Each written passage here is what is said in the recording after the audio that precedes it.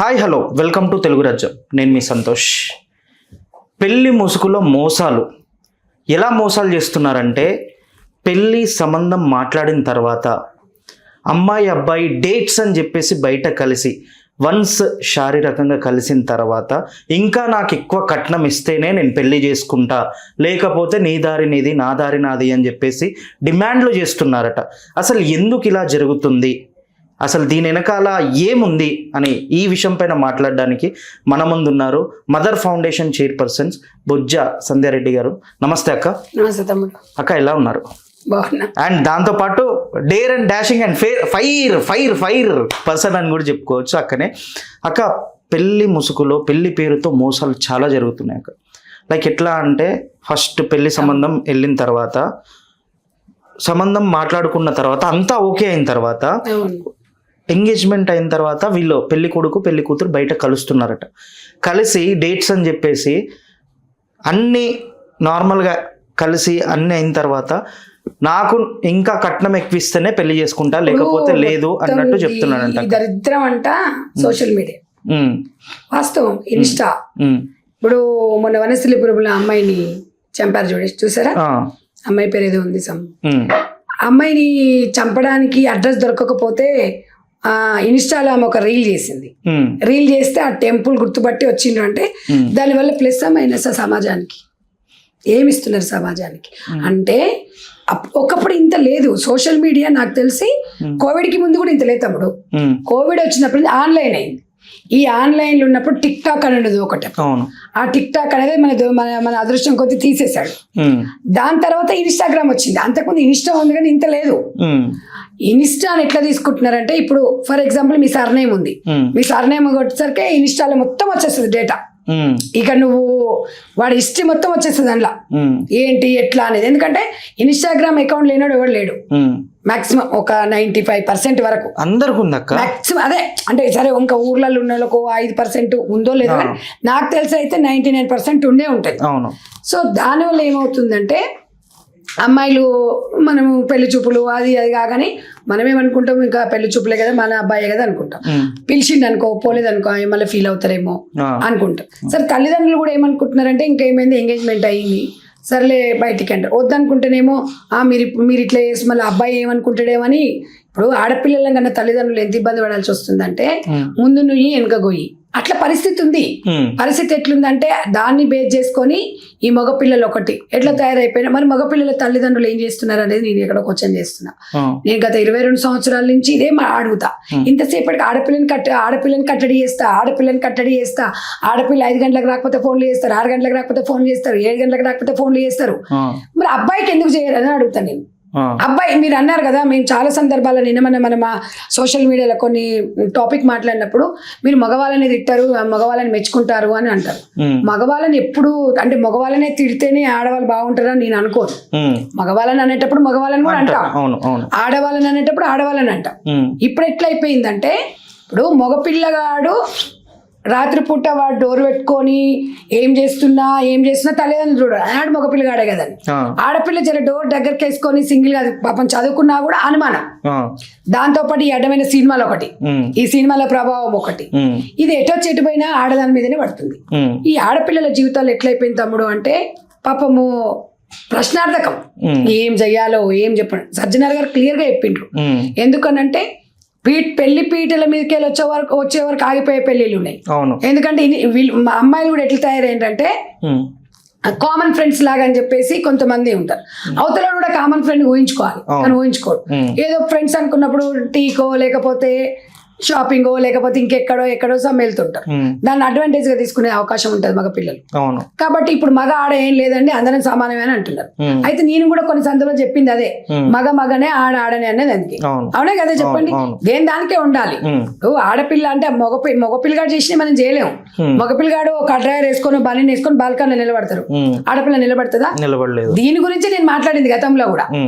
చెప్పేసరికి మగానికన్నా ఎక్కువ ఆడదానికి ఏం తక్కువ ఉంది, మగవానికి ఎక్కువ ఉందంటే కొన్ని చూడడానికి ఏముంటుందంటే ఇప్పుడు ఆడవాళ్ళు పిల్లలను కంటారు, మగోడు కంటాడా? కనలేడు. మరి మనమే గొప్పోళ్ళం కదా.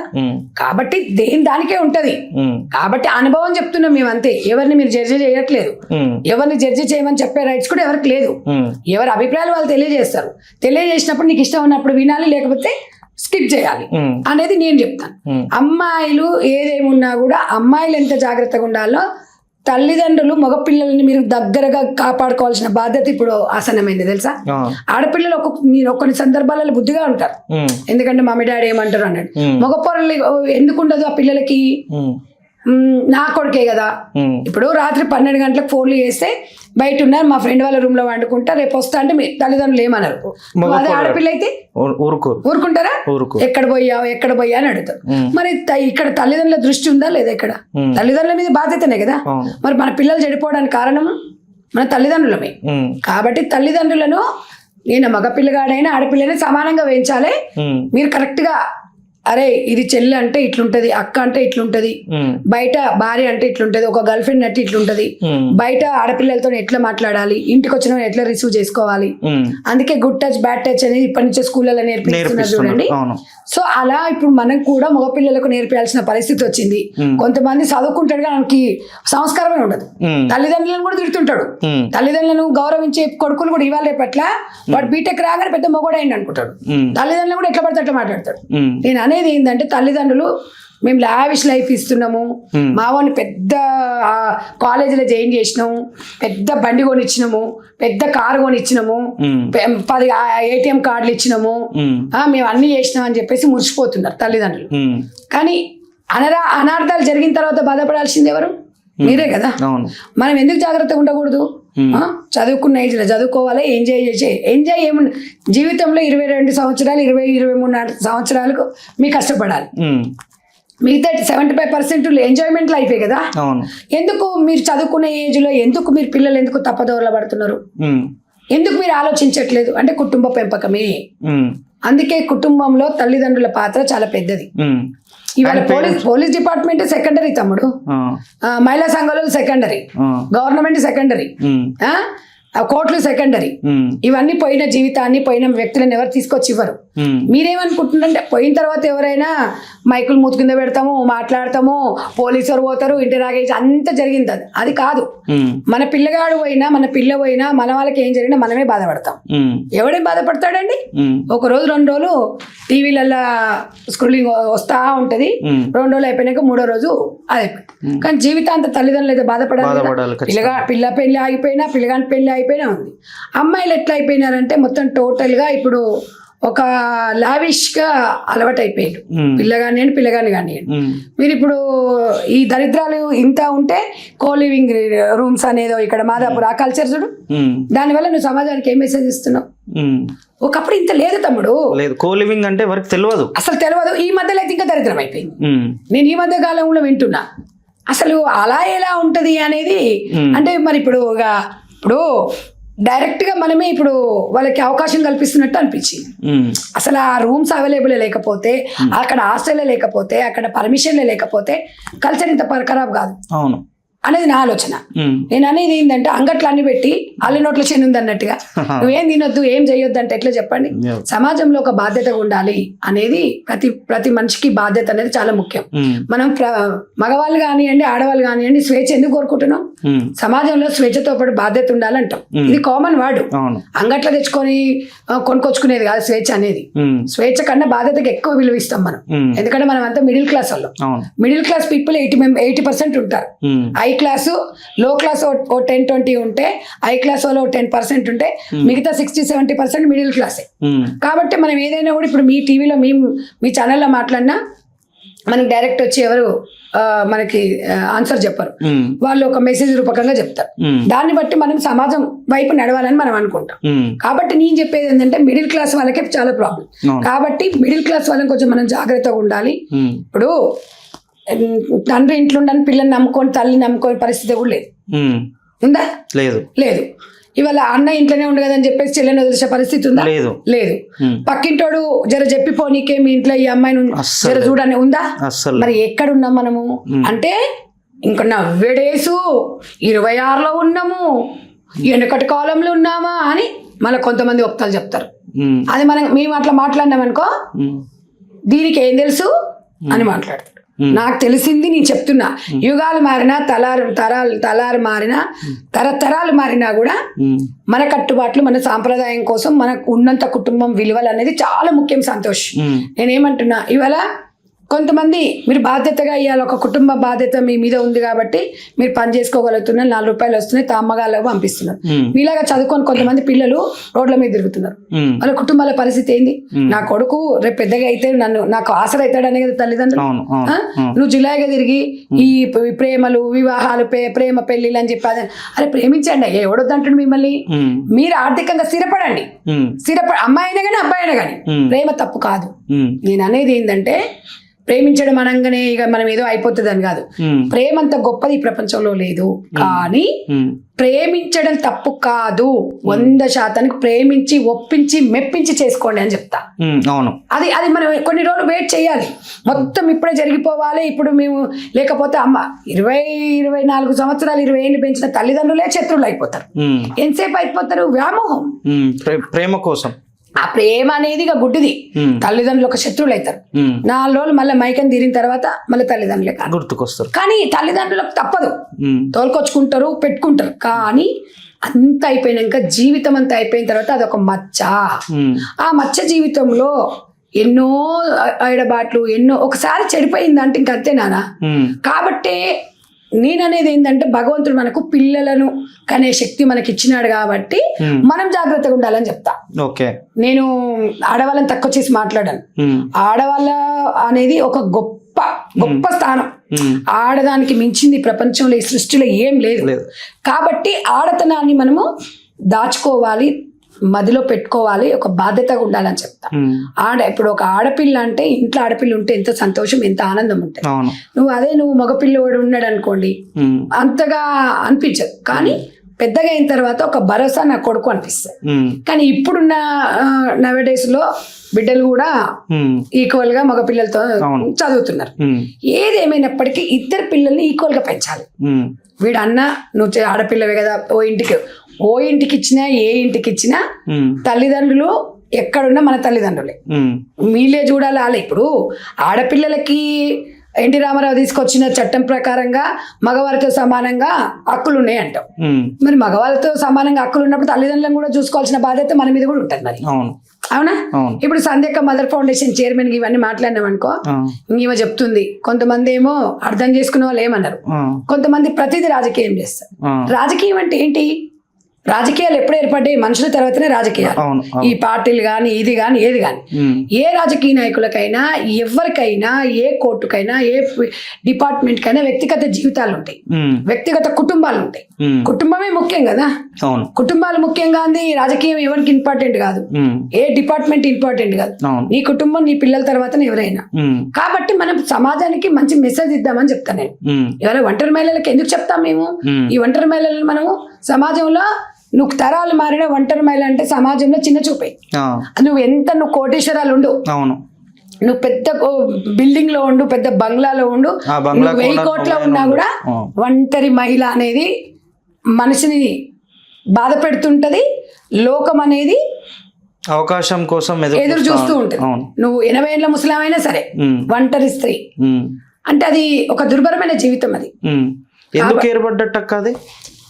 ఇక అదంతే. ఎందుకంటే ఇప్పుడు ఉమ్, ఒంటరి జీవితానికి మళ్ళీ రెండోసారి చేసుకున్నా కూడా అది కరెక్ట్. ఫస్ట్ది అయిపోయిన తర్వాత రెండోసారి అనేది, ఇప్పుడు అద్దం పగిలిన తర్వాత దాన్ని అతికిపెట్టిన ఫస్ట్ లాగా ఉండదు. కానీ ఉంటది అనుకున్నదంటే 100లో ఏదో ఒక్క 1%, 2% కరెక్ట్ ఉంటుంది. ఎందుకంటే అన్ని కరెక్ట్ ఉంటేనే కరెక్ట్, ఏ చక్కగా నడుస్తలేదు. ఒకసారి చెడిపోయినాక రెండోసారి అంటే మళ్ళీ అదే ఉంటుంది. ఇంటింటికో బంగారం పొయ్యే ఉండదు తమ్మి, ఇంటింటికో మట్టి పొయ్యే ఉంటుంది. కాబట్టి అది కామన్. అది మంచిగా ఉన్నప్పుడు ఏం కాదు. అన్ని విభేదాలు వచ్చినప్పుడే చెడ్డోళ్ళు మంచోళ్ళు అవుతారు, మంచోళ్ళు చెడ్డ అవుతారు. నేను అనేది ఏంటంటే కుటుంబ కట్టుబాట్లు, అసలు ఉమ్మడి కుటుంబాలు లేకపోవడమే పెద్ద కారణం ఇక్కడ. వాస్తవం అది. ఉమ్మడి కుటుంబాలు ఉన్నప్పుడు ఈ సెల్ ఫోన్లు ఎక్కడివి? ఎథిక్స్ వాల్యూస్ తెలుసు. మోరల్స్ ఏం తెలియదు. పెద్దవాళ్ళకు పిల్లలు ఎందుకు అట్రాక్ట్ అవుతారు? నానమ్మ తాతయ్యకు వాళ్ళు చెప్పే ముచ్చట్లు, వాళ్ళు చెప్తే ముచ్చుకుంటారు పిల్లలు. కథలు మన తల్లిదండ్రులు చెప్తే, ఇప్పుడు మన తల్లిదండ్రులు చెప్పే ఓపికలు ఉన్నాయా? చెప్పే టైం ఉందా? పిల్లల జీవితాలు బాగుండాలి, పిల్లలు కంప్యూటర్ల లాగా పెంచాలి, పిల్లలకు మంచి జీవితాన్ని ఇవ్వాలి. మన విజయరెడ్డి గారు ఉన్నారు. వాస్తవానికి ఆమె చనిపోవాల్సిన అవసరమే లేదు ఆర్థికంగా. సరే, మానసికంగా ఒక మహిళ తోడుని కోరుకుంటది. ఆమె భర్త ఉన్నాడు కానీ పక్కన లేడు, ఒక భరోసా లేదు. నేనున్నానంటే భరోసా కల్పించేటోడే మగవాడు. కానీ పాపం ఆయన ఏం చేస్తుండే, పిల్లల కోసం వీళ్ళిద్దరు జీవితం త్యాగం చేసి. నేను ఇద్దరిని ఎవరు తప్పనను, ఎందుకంటే పిల్లల జీవితం బాగుండాలంటే జీవితాలు త్యాగాలు చేసి. ఒక హాస్టల్లో, ఇద్దరు హాస్టల్లో వేసేసి మన NITలో సీట్ వచ్చింది అనుకో, పిల్లల భవిష్యత్తు ఉంటుందని. నేను అనేది ఏంటంటే, ఏదేమున్నా కూడా పిల్లల భవిష్యత్తు కోసం మన జీవితాన్ని కూడా మనము ఎంతవరకు ఉండాలని అంతనే అని అంట నేను, నా అభిప్రాయం అది. ఎందుకంటే వ్యక్తిగత జీవితం అంటే, ఇప్పుడు నేను హ్యాపీగా ఉంటేనే కదండి నా పిల్లలు బాగుండేది. మొత్తం త్యాగం అంటే నేను పిల్లల కోసమే ఆడది బతుకుతాను, అందులో ఎలాంటి డౌట్ లేదు. నేను అనేది ఏంటంటే, మీకంటూ ఒక స్త్రీ, మీకంటూ ఒక పర్సనల్ లైఫ్ ని మీరు ఒక 1 hour అట్లా కేటాయించుకోండి. మనం యంత్రాలం కాదు, మనం ఒక మహిళలం. జీవితం మొత్తము త్యాగం చేసుకుంటూ పోవడానికి మనమేమో కంప్యూటర్స్ కాదు, లేకపోతే ఇంకొక యంత్రాలం కాదు. నేను అనేది ఏంటంటే, మీకంటే ఒక జీవితాన్ని హ్యాపీగా గడపడానికి రోజుకు ఒక 1 hour, మా మదర్ ఫౌండేషన్ మహిళలకి ఇదే చెప్తాను నేను. ఎందుకమ్మా పిల్లల పేరు మీ నేను వయసు ఊర్లలో పోతే 22-23 ఏళ్ళే ఉంటాయి, ఇద్దరు పిల్లలు అయిపోతారు, ఇంకా అయిపోయిన జీవితం అంటారు. 18 ఏళ్ళకి అట్లా పెళ్లి చేస్తారు కదా, ఇద్దరు పిల్లలు టైలరింగ్ నేర్చుకోనికి వచ్చినప్పుడు, లేదు నాన్న మీ జీవితం ఇప్పుడే స్టార్ట్ అయిందంటే, నేను చదువుకోలేదు, చదువుకు దీనికి ఏం సంబంధం? చదువుకున్న వాళ్ళు ఎంతో గొప్పగా అన్ని రంగాలలో అందరు చదువుకున్న వాళ్ళేనా? చదువుకున్న వాళ్ళకి అందుకే సంస్కారం ఉండక్కర్లా. కాబట్టి మనం సెకండ్ ఎండింగ్ అనేది మన లైఫ్ మన చేతిలోనే ఉంది. తిని కూర్చుంటే ఏముంటది, గుట్టలేని అరుగుతాయి. కాబట్టి నేను అనేది ఏంటంటే, సమాజంలో అమ్మాయిలు జాగ్రత్తగా ఉండాలి అంట. అండ్ అక్క, ఒక 20 సంవత్సరాల క్రితం పెళ్లిళ్ళు ఎలా ఉండే, ఇప్పుడు పెళ్లిళ్ళు ఎలా ఉన్నాయి? 20 సంవత్సరాల తల్లిదండ్రుల సంబంధం చూస్తే హ్యాపీగా వచ్చి చేసుకొని పోయారు. ఇష్టం లేకపోయినా చెప్పేటోళ్ళు గారు బయటికి ఎవరు చెప్పేటోళ్ళు? ఎవరు చెప్పలేదు. నచ్చలేదు అని నచ్చదని కాదు, ఇక ఒక్కొక్కసారి పెళ్లి చూపులు కూడా ఉండేది కదా తెలుసు. అప్పుడు ఈ అబ్బాయి మంచిగా ఉన్నాడు అంటే అంతే, ఎవరైనా ఇంటికి పెద్దోళ్ళు వస్తే ఇంత పిల్లని ఇట్లా కూర్చోబెట్టేటోళ్ళు, చూసేటోళ్ళు, వెళ్ళిపోయేటోళ్ళు అంతే. ఈ ఫోన్లు, ఈ దరిద్రాలు ఏడున్నాయి అప్పుడు? మొత్తం సగం జీతం సంఖ్య నాకు ఇచ్చింది సోషల్ మీడియాని. నేను చెప్తున్నాను కదా బాబా, దాని వల్ల జీవితాలంతా దౌర్భాగ్య స్థితిలో ఉన్నాయి తెలుసా, దుర్భరమైన జీవితాలు ఈ సోషల్ మీడియా వల్ల. ఏం జీవితాలు ఏంది ఇది? మొత్తం ఇంట్లో ఉన్న పర్సనల్ జీవితాలు, ఇంట్లో ఉన్న దరిద్రాలు మొత్తం తీసుకొచ్చి ఇళ్ళ పెట్టాల్సి వస్తుంది. దానివల్ల ప్లస్ మైనస్, ఇప్పుడు మీకు లాభం కన్నా నష్టమే ఉందిగా.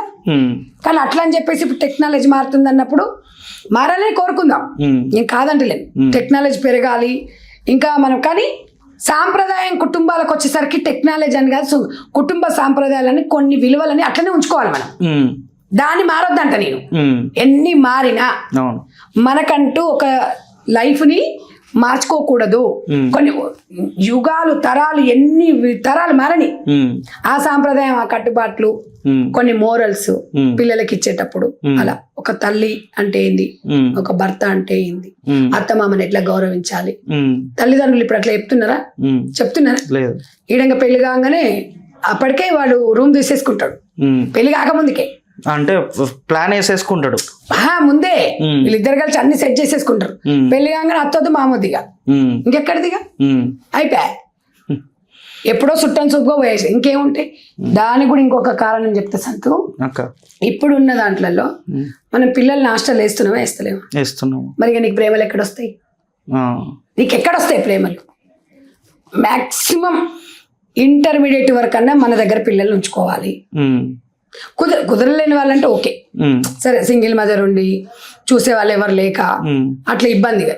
కానీ ఇద్దరు పేరెంట్స్ కరెక్ట్గా ఉన్న వాళ్ళు ఇంటర్మీడియట్ వరకు అన్నా మన దగ్గర పిల్లల్ని ఉంచుకొని వాళ్ళతో పాటు మాట్లాడుకుంటూ కుటుంబ విలువలను నేర్పిస్తుంటే అప్పటి వరకు 18 years వస్తాయి. మాక్సిమం అన్ని వాళ్ళకి తెలుస్తుంది. నువ్వు రెండో క్లాస్, నువ్వు LKG UKGలో తీసుకుపోయి పెద్ద యూనివర్సిటీలలో, పెద్ద హాస్టల్లో వేస్తే వాడు తల్లి ఏం తెలుసు, అమ్మ తండ్రి ఏం తెలుసు, విలువలేం తెలుసు, ఏం తెలుసు. మమ్మల్ని కూడా గిట్లనే వేసారు కదా, మిమ్మల్ని కూడా ఓల్డ్ ఏజ్ హోమ్లో వేస్తామంటారు.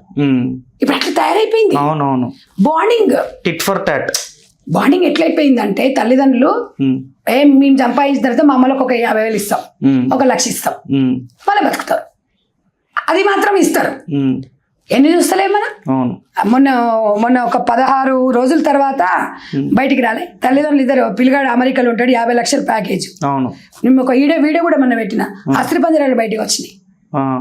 50,00,000 ప్యాకేజ్ ఒకడే కొడుకు. ఆ 16 రోజుల తర్వాత కూడా అమెరికాకు ఫోన్ చేస్తే ఇంకా అయిపోయింది కదా, మీరే దాన సంస్కారాలు చేయండి అంటున్నారు. ఇంత దుర్భరమైన జీవితాలు. మళ్ళీ ఆయన కూడా వాళ్ళు మంచి లైఫ్, మంచి సెటిల్డ్ వాళ్ళు. మరి ఇంట్లో సీసీ కెమెరాలు కూడా ఉన్నాయి, మరి ఏమైందో తెలియదు. అంటే మనం ఎక్కడ అవుతుంది సమాజం సంతు. కాబట్టి మీకు కూడా దయచేసి ఒక్కటి చెప్పేది ఏంటంటే, మీ ఛానల్స్ ద్వారా కొన్ని అవేర్నెస్ ప్రోగ్రామ్స్ పెట్టండి. మీరు మొన్న కొన్ని వస్త్రధారణ విషయంలో ఈ పబ్లిసిటీ వల్ల సమాజంలో కొద్ది మార్పు వచ్చిందా రాలేదా? మీ ఛానల్ ద్వారానే వచ్చింది. ఇవాళ హీరోయిన్స్ కానివ్వండి, బయట పిల్లలు కానివ్వండి, కరెక్ట్ ఒక 1 month నడిచింది అది. అవును, ఇప్పుడు భయపడుతున్నారు. మార్పు తీసుకొచ్చినామా తీసుకురాలేదా? సరే, ఒకరు బలైండ్రు, ఒక దాన్ని నన్ను తిట్టిరు అందరు కలిసి. అందరంటే అందరు తిట్టలే, ఓ 1%, 2%, 3% వాళ్ళు తిట్టిరు. 1-2%, 5%, సరే 10% తిట్టిరు. 90% అయితే మంచిగా ఉన్నారా లేదా? మంచిగా ఉన్నారు. మరి మంచి కోసం ఆలోచిద్దాం. నేను అనేది ఏంటంటే, మాలాంటి మహిళలు చాలా మంది ఉన్నారు. మాట్లాడే వేదిక రావాలి, మీ మనసులో ఉన్న భావాలు చెప్పుకోవాలి. ప్రతి భావాన్ని రాజకీయం చేయొద్దు.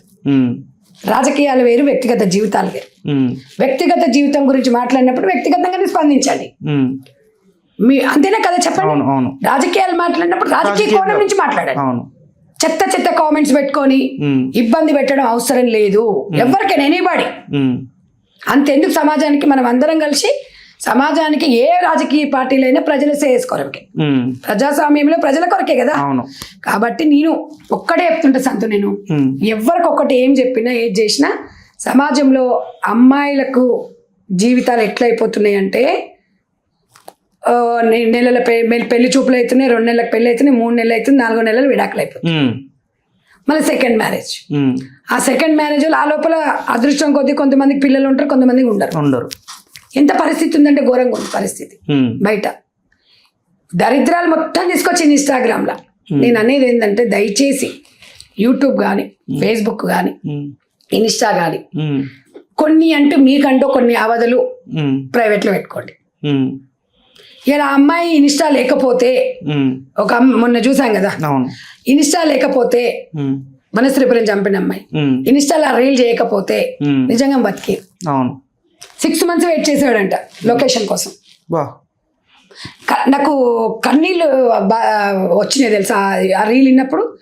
కానీ చావు పరిష్కారం కాదు, చంపడం చాలా తప్పు. సరే, నీకు ఆ అమ్మాయి వదిలిపెట్టింది, నీకు అది అయిపోయింది, నువ్వు అదే నువ్వు వచ్చి వాళ్ళ ఫ్యామిలీతో కూర్చొని మాట్లాడేసి నీ ప్రాబ్లమ్ సాల్వ్ చేసుకొని వెళ్ళిపోతే నీ లైఫ్ నువ్వు ఉండేది. ఒక ప్రెగ్నెంట్ ఉన్న అమ్మాయి, బాధాకరమే కదా. సరే, కొంతమంది ట్రోల్స్ చేస్తున్నారు, అబ్బాయికి అన్యాయం చేసిన. సరే, ఇప్పుడు చనిపోయిన అమ్మాయి గురించి మనం మాట్లాడొద్దు. కాబట్టి నేను అనేది ఏంటంటే, కొన్ని ఇదొకటే కాదు, ఇన్స్టాలో నేను ఇందాక చెప్పా కదా, ఫేస్బుక్ లో కానీ ఇన్స్టాలో కానీ ఏదైనా కూడా దీనివల్ల జరుగుతుంది అన్నప్పుడు సజ్జనార్ గారు 100% ఒక తండ్రిగా చాలా చెప్తాడు. ఆయన రియాక్ట్ అవుతారు.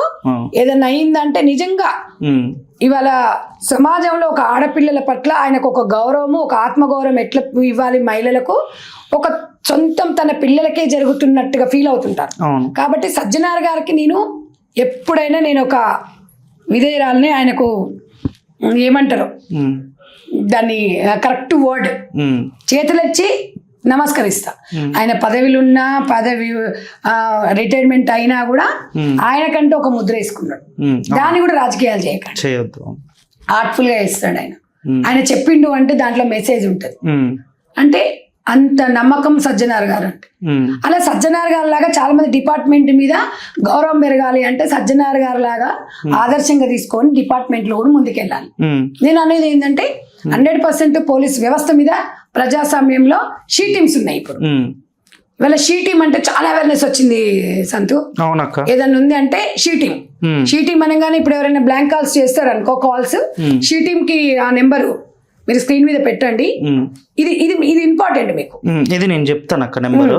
అయితే ఇది పెళ్లిల మోసాల గురించి మాట్లాడుతున్నాం కదా. అవునవును. లైక్ ఎంగేజ్మెంట్ అయిన తర్వాత వాళ్ళు ఇద్దరు ఒక మెయిల్ ఒక పెళ్లి కొడుకు పెళ్లి కూతురు ఇద్దరు డేట్ కని చెప్పేసి బయటికి వెళ్ళి అవును. వాళ్ళిద్దరికి శారీరకంగా అయిన తర్వాత పెళ్లి కొడుకు అతను ఎవరైతే ఉన్నాడో అతను ఇంకా ఎక్కువ కట్నం వన్స్ శారీరకం కలిసిన తర్వాత అంతే కదా, నువ్వు ఇంకా ఎక్కువ కట్నం ఇస్తేనే పెళ్లి చేసుకుంటా. అది ఎక్కువ కట్నం కాదు, అమ్మాయిని మోసం చేయాలని. ఇప్పుడు అమ్మాయి ఇష్టం లేకపోతే ఏం చేస్తాడు? ఇప్పుడు మనము మోసంత బరువే మోస్తాం. ఇప్పుడు అంత అయిపోయిన తర్వాత వాడికి ఒక అలసు, ఇంకా అయిపోయింది కదా, ఓ 10 లక్షలు ఇయ్యి, ఓ 10 తులాల బంగారం అంటాడు. మోయలేని బరువు తల్లిదండ్రులు ఎట్లా మోస్తారు? అవును. అది తర్వాత మనం మోసపోయినామంట. నేను అనేది ఏంటంటే అమ్మాయిలు మన పెళ్ళి అయ్యే వరకు కొంచెం జాగ్రత్తగా ఉండాలి. అలా మోసపోయిన వాళ్ళకి సిపి సజ్జనార్ గారు షీ టీమ్ నెంబర్ ఒకటి ఇచ్చారక్క. ఓకే, నెంబర్ చెప్పున్నానా? నెంబర్ ఏంటిది అంటే ఇది ఖచ్చితంగా వినండి మీరు, 9490616555. మళ్ళీ చెప్తున్నాను, 9490616555. ఎవరికైనా ఇలాంటి మోసాలు జరిగితే ఖచ్చితంగా ఈ నెంబర్కి అయితే అతన్ని ఎవరైతే మోసం చేయాలనుకుంటున్నారో అతని కాంటాక్ట్ కానీ అతని పేరు కానీ చెప్పేస్తే షీ టీమ్ చూసేసుకుంటుందని చెప్పేసి సిపి సజ్జనార్ సార్ గారు అయితే ప్రెస్ మీట్లో చెప్పారనమాట. యా, మన సంధ్యక్క కూడా చాలా బాగా ఎక్స్ప్లెయిన్ చేశారు. థ్యాంక్ యూ అక్క, thank you so much. Hello, Telugu రాజ్యం ఛానల్ చూస్తున్నారా? సామాజిక రాజకీయ జీవన చిత్రణే తెలుగు రాజ్యం. అతిశయోక్తులు అసత్యాలు ఉండవు. రాజకీయ కోణం కాదు, ప్రజా కోణమే కొలబద్ద. తెలుగు రాజ్యం వీక్షణ మీ ఉత్తమ అభిరుచికి నిదర్శనం.